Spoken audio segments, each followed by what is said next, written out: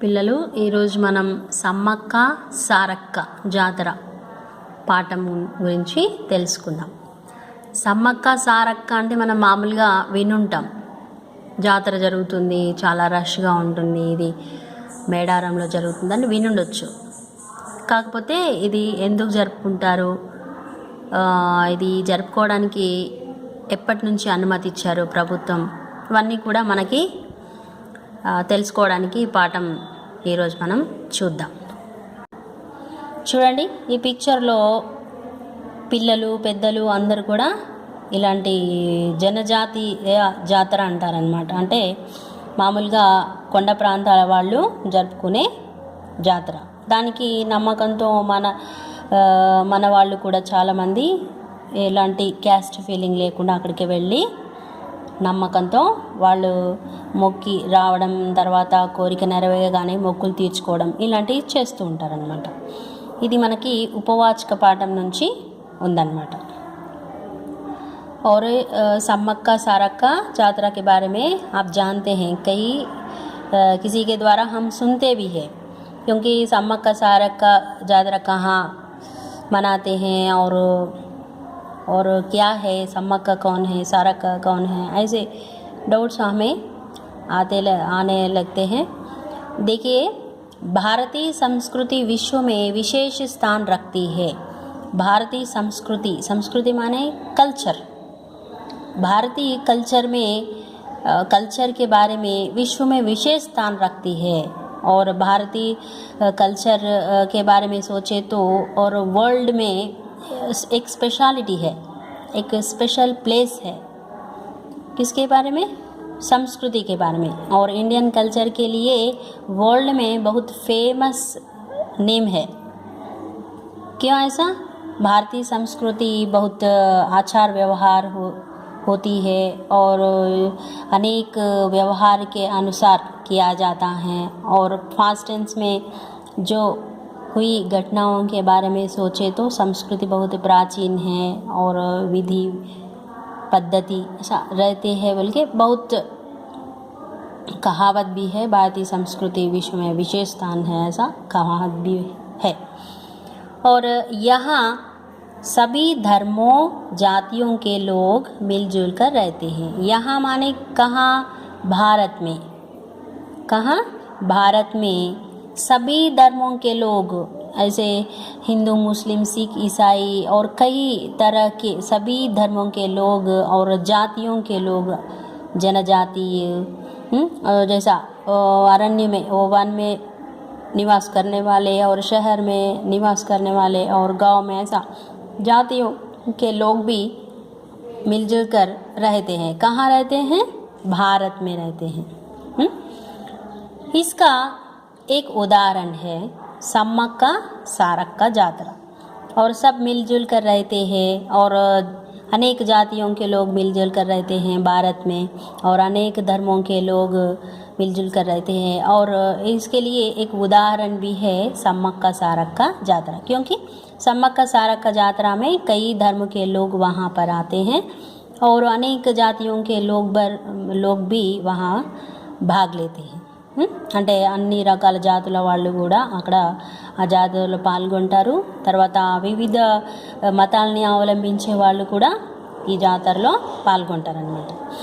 यह जातरा तेलंगाना राज्य का एक प्रमुख जनजातीय मेला है.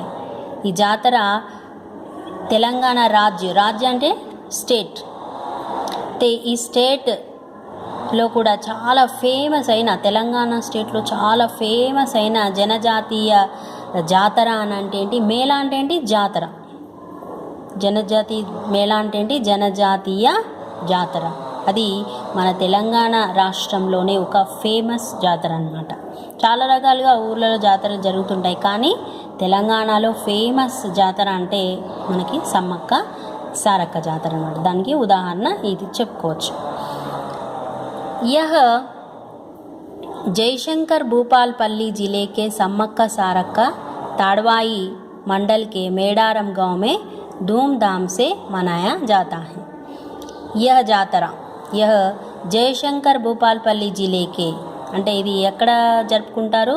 జయశంకర్ భూపాల్పల్లి జిల్లాలో సమ్మక్క సారక్క అంటే తాడ్వాయి మండలంలో అన్నమాట. తాడ్వాయి మండలంలో మేడారం అనే విలేజ్లో ధూమ్ధామ్గా అంటే చాలా ఆడంబరంగా అట్టహాసంగా ఈ జాతరని జరుపుకుంటారు. ఎక్కడ ఉంది అది? జయశంకర్ భూపాల్పల్లి జిల్లాలో, తర్వాత తాడ్వాయి మండలంలో మేడారం అనే విలేజ్లో చాలా ధూమ్ధామ్గా ఈ పండుగని జరుపుకుంటారు. यह वरंगल से लगभग 110 किलोमीटर दूर है. వరంగల్ సే అంటే ఇది వరంగల్కి లగ్భగ్ అంటే ఇంచుమించుగా 110 కిలోమీటర్ల దూరంలో ఉంటుందంట. ఏది? ఇది జయశంకర్ భూపాలపల్లి జిల్లా. ఎక్కడి నుంచి 110 కిలోమీటర్లు ఉంటుందంటున్నారు? వరంగల్ నుంచి. జయశంకర్ భూపాలపల్లి జిల్లా వరంగల్ సే కితనీ దూర్ పర్ హై? 110 किलोमीटर दूर पर है.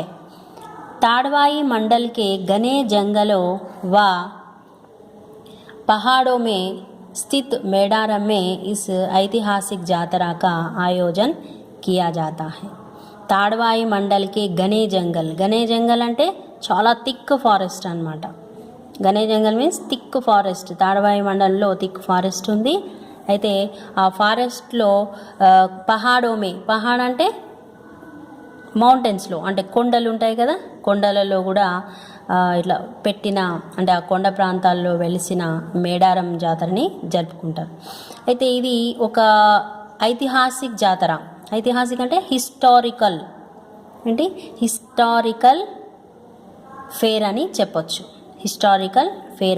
చెప్పొచ్చు. అయితే ఈ హిస్టారికల్ ఫేర్ అక్కడ ఏర్పాటు చేయడం జరుగుతుంది. ఎక్కడ? చాలా దట్టమైన అడవిలో, కొండ ప్రాంతాలలో, మేడారంలో ఈ హిస్టారికల్ ఫేర్ని అక్కడ అరేంజ్ చేస్తారనమాట. ఫేర్ అంటే మామూలుగా అందరూ వస్తుంటారు కాబట్టి చాలా ప్లేస్ కావాలి, అందుకని అక్కడ ఆ ప్లేస్లో అరేంజ్ చేస్తారు. విశ్వాస్ హై కి సమస్త जनजाति लोगों की देवी సమ్మక్క సారక్క అత్యంత మహిమావాన్ హై. అంటే విశ్వాస్ హైకి అంటే చాలా నమ్మకం ఉంది. సబ్కో యకీన్ హైకి సమస్త జనజాతి లోగ్కి అంటే సమస్త జనజాతీయాల్లో ప్రజలందరికీ కూడా ఒక నమ్మకం ఉంది. ఏమని? దేవి సమ్మక్క సారక్క చాలా మహిమ గలది. और सब लोगों का जनजातीय लोगों का खासकर जनजातीय लोगों का विश्वास क्या है? సమ్మక్క సారక్క అత్యంత మహిమావాన్ హే. సమ్మక్క సారక్క చాలా మహిమ కలది అని చాలామందికి నమ్మకం అన్నమాట. विविध प्रांतों से लोग यहाँ पर आकर वन देवता के रूप में సమ్మక్క సారక్క की पूजा करते हैं. అయితే చాలా రకరకాల ప్రాంతాల నుండి అంటే వివిధ రకాల ప్రాంతాల నుండి అంటే వేరు ప్లేసెస్ నుంచి వచ్చిన వాళ్ళంతా కూడా ఇక్కడికి వచ్చి వనదేవత రూపంలో ఉన్న ఈ సమ్మక్క సారక్కకి పూజ చేస్తారనమాట. వివిధ ప్రాంతों से आए लोग यहाँ पर आकर क्या करते हैं? वन देवता के रूप में సమ్మక్క సారక్క की पूजा करते हैं. और इन दोनों को क्या मानते हैं लोग? देवता मानते हैं. इसलिए देवता के रूप में సమ్మక్క సారక్క की पूजा करते हैं. और कहाँ के लोग हैं? और तरह तरह ప్రాంతों के लोग हैं. అంటే రకరకాల ప్లేస్ నుంచి వచ్చిన వాళ్ళందరూ కూడా నమ్మకంగా పూజ చేస్తుంటారు. ఈ అండర్లైన్ చేసిన పదాలన్నీ కూడా మీరు కూడా అండర్లైన్ చేసుకోవాలి, ఎందుకంటే ఇవి హార్డ్ వర్డ్స్గా మీరు చెప్పుకోవచ్చు. यहाँ की सबसे बड़ी जनजातीय जात्रा है. यहाँ की मीन्स తెలంగాణకి. ఇక్కడ మనము జనజాతీయ జాతర అని చెప్పొచ్చు. అన్నిటికన్నా కూడా జనజాతీయ జాతర అని మనం దీన్ని ఫేమస్గా చెప్పుకోవచ్చు అన్నిటికన్నా కూడా తెలంగాణలో. यह जात्रा पूरी तरह से जनजातीय రీతి రివాజోं के अनुसार आयोजित की जाती है. ఈ జాతర పూర్తిగా కూడా జనజాతీయ పద్ధతులలో అంటే ఆచార వ్యవహారాలతో పాటు ఏర్పాటు చేయబడిన జాతర. రీతి రివాజోं से ప్రబంధ किया गया. ఆయోజిత్ అంటే ఏంటి? ఏర్పాటు చేయబడిన జాతర. ఎలా? పద్ధతులతో సంప్రదాయాలతో పద్ధతులతో ఏర్పాటు చేసిన జాతర అన్నమాట. सन 1996 में आंध्र प्रदेश राज्य सरकार ने इस यात्रा को राज्य त्योहार के रूप में गौरवान्वित किया. అంటే ఇది 1996వ సంవత్సరంలో ఆంధ్రప్రదేశ్, అంటే ఇప్పుడు మనకు 96లో ఆంధ్రప్రదేశ్ మన స్టేట్ ఉండే కదా, కాబట్టి ఆంధ్రప్రదేశ్ అని అప్పుడు 96 ఉన్న గవర్నమెంట్ ఏం చేసింది, 96 నుంచి ఆ గవర్నమెంటు మన రాజ్యానికి అంటే మన స్టేట్కి ఈ జాతరని స్టేట్ ఫెస్టివల్ రూపంలో హానర్ చేసిందనమాట. అంటే స్టేట్ లెవెల్లో మన పండగలు ఉన్నాయి. ఇప్పుడు బతుకమ్మ ఎట్లా అయితే తెలంగాణకి ఒక లోక్ త్యోహార్ అంటాం కదా, అదేవిధంగా 96 నుండి ఆంధ్రప్రదేశ్ ప్రభుత్వం ఉన్నప్పటి నుంచి కూడా మనం ఈ పండగని మన స్టేట్ పండగగా జరుపుకునాలని అనౌన్స్ చేసింది 96 నుంచి. అంతకుముందు మామూలుగా జరుపుకునేవారు, కానీ ఇది మన స్టేట్లో ఉంది కాబట్టి మనకి గౌరవం అని ఆ పండగని స్టేట్ ఫెస్టివల్గా గుర్తించిందనమాట. అయితే ఇక్కడ 12वीं शताब्दी में तत्कालीन करीमनगर जिले के जगित्याल प्रांत के पोलवासा के जनजातीय शासक, అంటే 12వ శతాబ్దంలో తత్కాలీన్ కరీంనగర్ జిల్లాకి, అంటే ఏంటి, మామూలుగా తత్కాలీన్ అంటే కొన్ని రోజుల పాటు ఉంచుతారు చూడండి, ఎవరైనా ఎలక్షన్లో గెలిచి వాళ్ళు చనిపోతే నాయకులు ఆ ప్లేస్లో టెంపరీకి పెడతారు కదా, అట్లా అనమాట. అయితే తత్కాలీన్ కరీంనగర్ జిల్లాలో టెంపరీగా ఈ జగిత్యాల ప్రాంతానికి చెందిన పొల్వాసా జనజాతీయ ఒక పరిపాలకుడు మేడరాజు ఎవరు, మేడరాజు అతను ఒక పరిపాలకుడు అనమాట. ఆ పరిపాలకుడి యొక్క ఇక్లౌతి అంటే ఏకైక పుత్రిక, అంటే ఒకతే అనమాట. అన్నదమ్ములు కానీ అక్క చెల్లెలు ఎవరు లేరు. ఏకైక పుత్రిక సమ్మక్క అనమాట. ఎవరి కూతురు ఈమె? జగిత్యాల ప్రాంతానికి చెందిన పోల్వాసా జనజాతీయ పరిపాలకుడైన మేడరాజు ఏకైక పుత్రి ఎవరు? సమ్మక్క. అయితే ఆ సమ్మక్క పెళ్ళి ఎవరితో జరిగింది? మేడారం కే శాసక్ పగిడిద్దరాజు కే సాత్ హువా. ఆ ఏకైక కుమార్తె యొక్క పెళ్ళి ఎవరితో జరిగింది? మేడరాజు పరిపాలకుడైన పగిడిద్దరాజుతో పాటు జరిగింది. ఎవరిది? సమ్మక్క పెళ్ళి. इस दंपति को सारलम्मा, नागुलम्मा और జంపన్న నామక్ 3 సంతాన్ హుయి. అయితే ఎవరిద్దరికి సమ్మక్కకి నెక్స్ట్ మేడారం పగిడిద్ద రాజుకి పెళ్ళైన తర్వాత వాళ్ళిద్దరికి ఆ దంపతులకి సారలమ్మ, నెక్స్ట్ నాగులమ్మ. ఈ సారలమ్మని సారక్క అని కూడా అంటారనమాట. సారలమ్మ, నాగులమ్మ, తర్వాత జంపన్న అని 3 పిల్లలు పుట్టారు, సంతానం కలిగిందనమాట. రాజ్య విస్తార్కి ఆకాంక్షాసే, అంటే రాజ్యాన్ని పెద్దగా చేసుకునాలనే కోరికతో, राज्य विस्तार की, राज्य को बड़ा करना, ऐसी आकांक्षा से, ऐसी इच्छा से काकतीय नरेश प्रथम प्रतापरुद्र ने पोलवासा पर आक्रमण किया था. అంటే ఈ రాజ్యాన్ని చాలా పెద్దగా చేసుకునాలనే ఒక కోరిక ఎవరికి? కాకతీయ రాజు అయిన, నరేష్ అంటే ఇక్కడ అతని పేరు కాదు, నరేష్ అంటే రాజు అని అర్థం. కాకతీయ రాజు అయిన ప్రథమ ప్రతాపరుద్రుడు ఏం చేసిండు? ఈ పొల్వాస మీద అటాక్ చేసిండు అనమాట.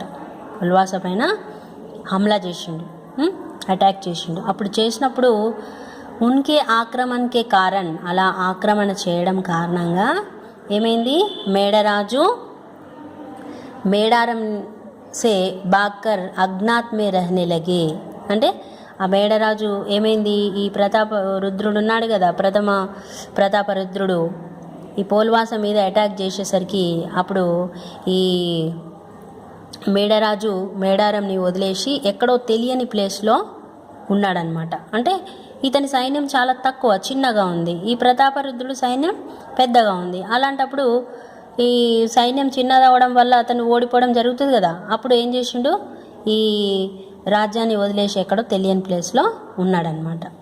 మేడారం కే శాసక్ కోయా జనజాతి కే నరేష్ పగిడిద్ద రాజు కాకతీయ సామంత్ కే రూప్ మే రహనే లగే. అంటే మామూలుగా ఈ మేడారము శాసకుడైన ఈ కోయ జాతికి చెందిన పగిడిద్ద రాజు ఎవరికి సామంతులుగా ఉన్నారనమాట? కాకతీయులకి సామంతులుగా అంటే వ్యవహారాలన్నీ కూడా ఎలా జరుగుతున్నాయని చూసుకోవడం అనమాట. అంటే కాకతీయ సామంతుల రూపంలో అతను ఉన్నాడు. కింటు అకాల్కే కారణ్ అంటే ఇక్కడ సామంత రూపమే అని అంటే అన్ని వ్యవహారాలు చూసుకోవడం అనమాట. అయితే అప్పుడు చూసుకుంటున్నప్పుడు ఏమైంది? అకాల్కి అకాల్ అంటే ఏంటి? కరువు, వర్షాలు లేకపోవడం వల్ల కరువు సంభవిస్తుంది, తెలుసు కదా మీకు.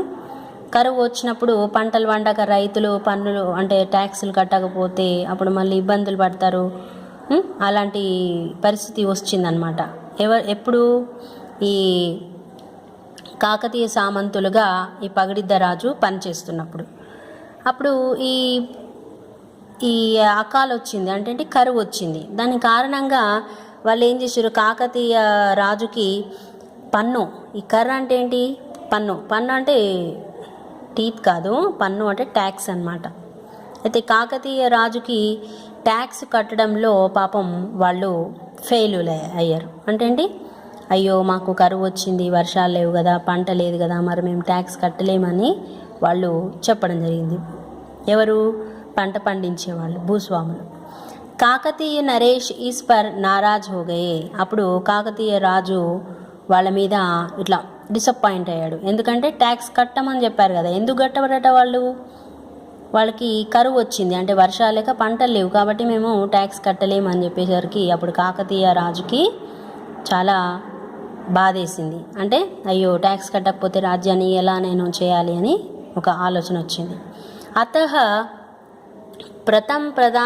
प्रतापरुद्र ने अपने महामंत्री युगेंद्र के साथ माघ पूर्णिमा के दिन మేడారం పర్ ఆక్రమణ కర్ దియా. అప్పుడు ఏం చేసిండు? ప్రతాపరుద్రుడు తన మహామంత్రి అయిన యుగంధర్తో పాటు వెళ్ళి మాఘ పూర్ణమి రోజు ఏం చేశాడు? మేడారం మీద ఆక్రమణ చేసిండు, అంటే అటాక్ చేసేసరికి అప్పుడు ఏమైంది? ఈ ప్రతాపరుద్రుడు సైన్యం పెద్దది కాబట్టి, ఈ మేడారం వాళ్ళది సైన్యం చిన్నది కాబట్టి వాళ్ళు ఓడిపోవడం అయింది. सांप्रदायिक ढंग से अस्त्र शस्त्र धारण कर पगड़िद्दा राजू सम्मक्का सारक्का नागुलम्मा जंपन्ना गोविंद राजू अलग अलग प्रांतों से गोरिल्ला युद्ध आरंभ कर दिया. అంటే ఏంటి? సంప్రదాయ పద్ధతిలో అస్త్రశస్త్రాలను అన్నీ కూడా ధరించి ఈ పగిడిద్ద రాజు వాళ్ళు ఏం చేసిర్రు అంటే, పగిడిద్ద రాజు అంటే ఎవరు? ఇక్కడ సమ్మక్క వాళ్ళ ఫ్యామిలీ కదా. సమ్మక్క, సారక్క, తర్వాత నాగులమ్మ, జంపన్న, గోవిందరాజు వీళ్ళందరూ కూడా వేరు ప్రాంతంలో ఉండి చాలా ఘోరమైన అంటే చాలా ధైర్యంగా కూడా యుద్ధాన్ని ప్రారంభించినప్పటికీ కూడా పాపం ప్రశిక్షిత్ और बहुसंख्यक काकतीय सेना के आक्रमण से మేడారం పగిడిద్ద రాజు, సారలమ్మ, నాగులమ్మ, గోవిందరాజు యుద్ధ మే వీరగతి ప్రాప్త్ కర్తే హే. అంటే పాపం ఈ పగిడిద్ద రాజుకి అంత ట్రైనింగ్ లేదు, అయినప్పటికీ కూడా పోరాడారు. కానీ వాళ్ళు కాకతీయ రాజ్యానికి చెందిన సైన్యము చాలా పెద్దది, చాలా ట్రైన్డ్ అనమాట. ప్రశిక్షిత అంటే ట్రైన్డ్ కాబట్టి, తర్వాత బహుసంఖ్యకు అంటే చాలామంది ఉన్నారు కాబట్టి కాకతీయుల సేన ఆక్రమించడం వల్ల మేడారానికి చెందిన పగిడిద్ద రాజు కానీ, సారలమ్మ, నాగులమ్మ, గోవిందరాజు వీళ్ళందరూ కూడా వీరగతి ప్రాప్తి చెందిండ్రు అనమాట. అంటే వీరమరణాన్ని పొందిండ్రు. వీళ్ళందరూ కూడా వీరమరణాన్ని పొందిండ్రు అంటే వీళ్ళందరూ చనిపోయారనమాట. ఎందుకు? ట్రైన్డ్గా ఉన్న కాకతీయ రాజ్యం యొక్క సైన్యము చాలా పవర్గా ఉంది, అంటే ఎక్కువ సంఖ్యలో ఉంది, వీళ్ళ సైన్యం తక్కువ కాబట్టి ఆ ఆక్రమణకి తట్టుకోలేక వీళ్ళందరూ చనిపోయారు.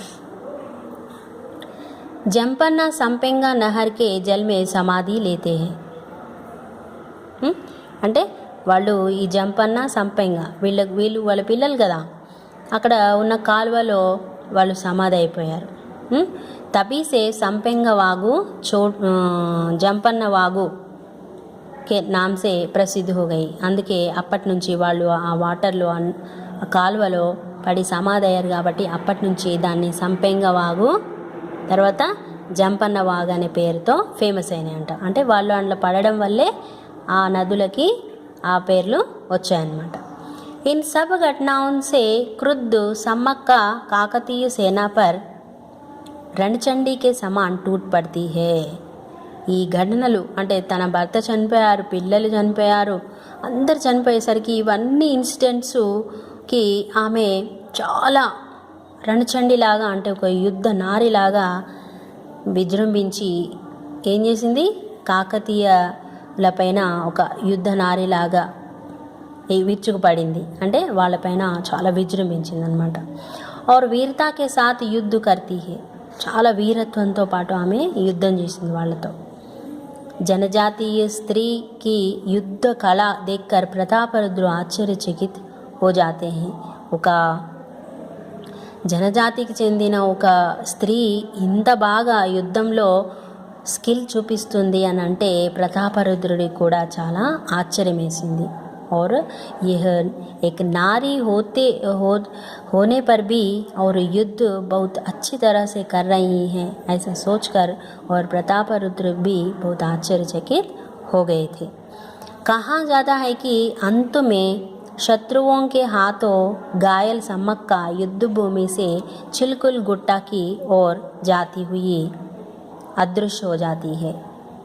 शत्रुओं के हाथों घायल होकर ऐसा आश्चर्यचकित से युद्ध किया, लेकिन फिर भी प्रतापरुद्र की सेना बहुत बड़ी थी, इसलिए ये सम्मक्का भी और उनके साथ आक्रमण में हार गई थी और शत्रुओं के हाथ में घायल हो गई थी.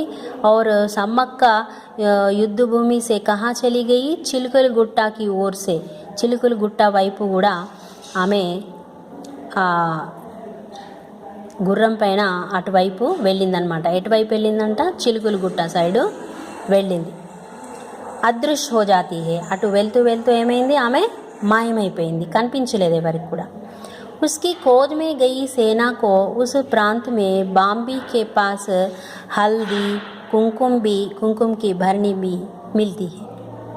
అయితే ఆమెని ఖోజ్మే అంటే ఆమె వెతుకులాటలో ఆమెని సెర్చ్ చేస్తూ కూడా ఆ సైన్యానికి ఆ ప్రాంతంలో ఒక గుట్ట దగ్గర పసుపు మరియు కుంకుమ భరణులు 2 దొరుకుతాయన్నమాట. ఆమె ఇట్లా మాయమైపోయింది, కనపడట్లేదు అని అటువైపు వెళ్ళారనమాట. వెళ్ళేసరికి అక్కడ కుంకుమ భరణి, పసుపు భరణి 2 కనిపించాయి.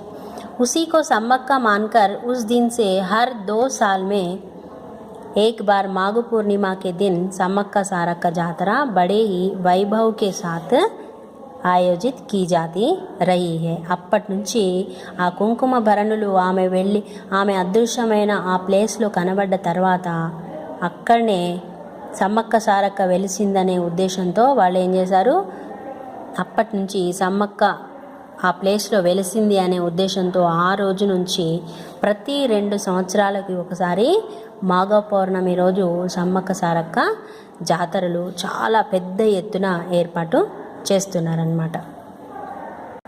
అంటే మాఘ పౌర్ణమి రోజు ఆ సమ్మక్క సారక్క జాతరని జరుపుతూ వస్తున్నారు. ఎందుకంటే ఆమె మాయమైపోయిన ప్లేస్లో కుంకుమ భరణి తర్వాత పసుపు భరణి 2 కూడా దొరికాయి. దాన్ని సమ్మక్క సారక్క అని అనుకొని నమ్మి ప్రతి 2 సంవత్సరాలకి ఒకసారి మాఘ పౌర్ణమి రోజు సమ్మక్క సారక్క జాతరని చాలా పెద్ద ఎత్తున చేస్తూ వస్తున్నారన్నమాట.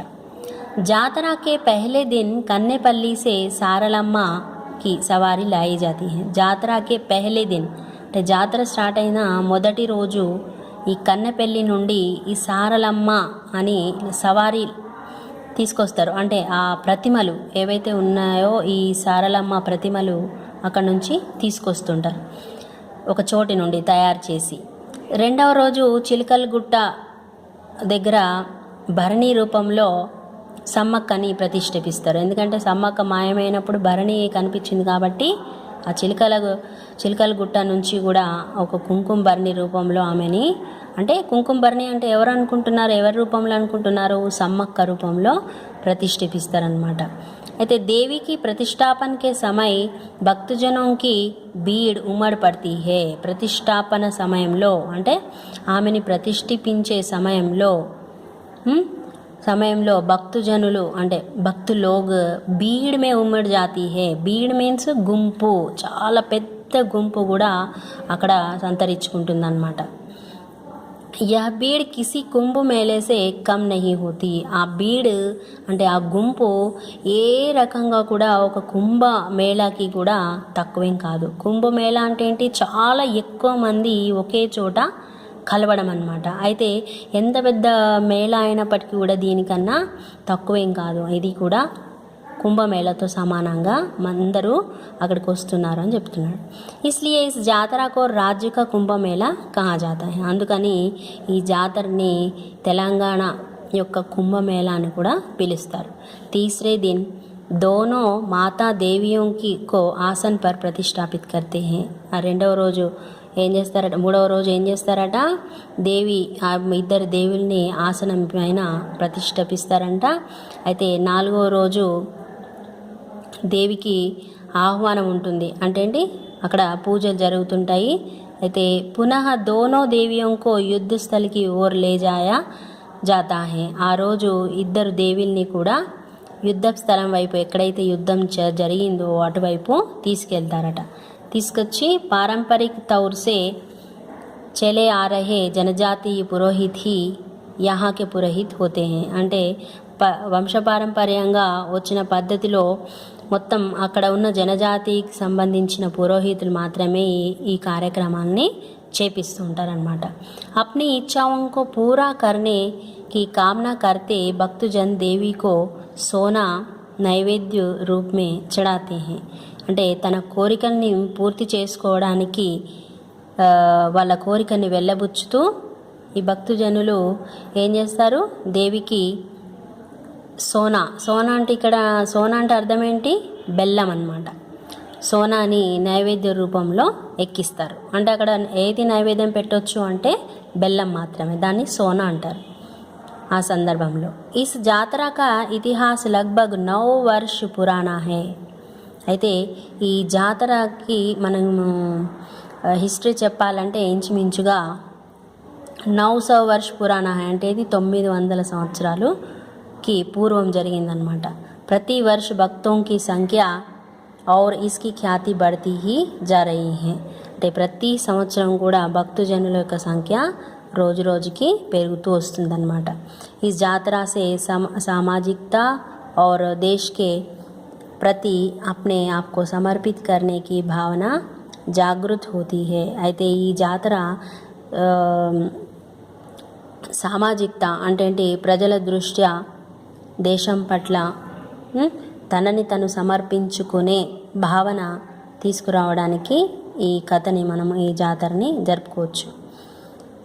यह तेलंगाना राज्य की जनजातीय संस्कृति का एक अनूठा उदाहरण है. అంటే ఈ జనజాతీయ సంస్కృతికి ఒక మంచి ఉదాహరణ అని మనం ఈ సమ్మక్క సారక్క జాతరను చెప్పుకోవచ్చు. ఎందుకంటే ఆమె తన రాజ్యాన్ని రక్షించుకునాలనే ఆకాంక్షతో యుద్ధంలో పోరాడింది. తర్వాత ఆ యుద్ధం చేస్తూ చేస్తూ వీరమరణాన్ని పొందింది. కాబట్టి మనం కూడా మన దేశం కొరకు సమర్పణ అనే భావాన్ని మనలో కలగాలనే ఉద్దేశంతో ఈ పాఠం ఇక్కడ ఇచ్చారనమాట. జనజాతీయ సంస్కృతికి ఒక మంచి ఉదాహరణగా ఈ పాఠాన్ని మనం చెప్పుకోవచ్చు.